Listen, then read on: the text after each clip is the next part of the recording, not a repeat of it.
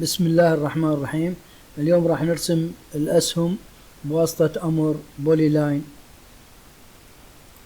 أول مرة نضغط على أمر بولي لاين وننقر باللوحة. راح ناخذ width اللي هو العرض ونلقاه 0، فنخليه رقم 2 العرض ماله، و2 نعم ننقر يس. نرتفع مسافة 25، انتر.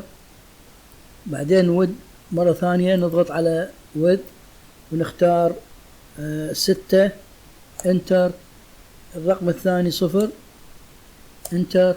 راح يعطينا السهم اللي هو طوله 10، انتر.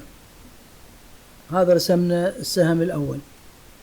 بالنسبة للسهم الثاني اللي هو القوسي، نضغط على بولي لاين وننقر باللوحة. هنا ناخذ width، الويدث هنا راح ناخذ 2، انتر.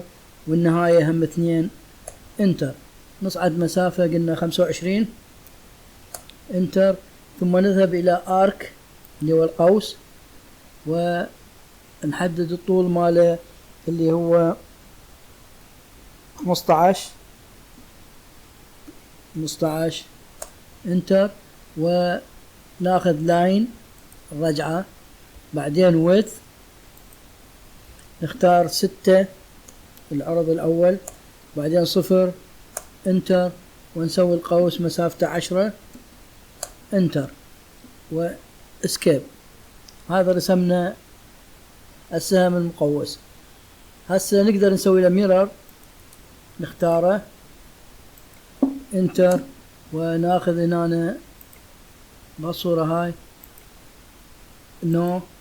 عندنا بعد سهم آخر اللي هو هم بولي لاين، ناخذ بالأسفل هنا بهالاتجاه، ننقر هنا، ناخذ width وخلي 2، انتر، 2 انتر. والمسافة مالته 25، انتر. وناخذ width مرة ثانية، و6 انتر، و0 انتر. نسوي السهم مسافته 10، انتر واسكيب. هاي سوينا الأسهم مالتنا. نجي نلونهن هسه. أول واحد راح ناخذ له لون اللي هو وردي، اسكيب. عندنا اللون الثاني اللي هو هذا بالوسط، راح ناخذ له لون أصفر.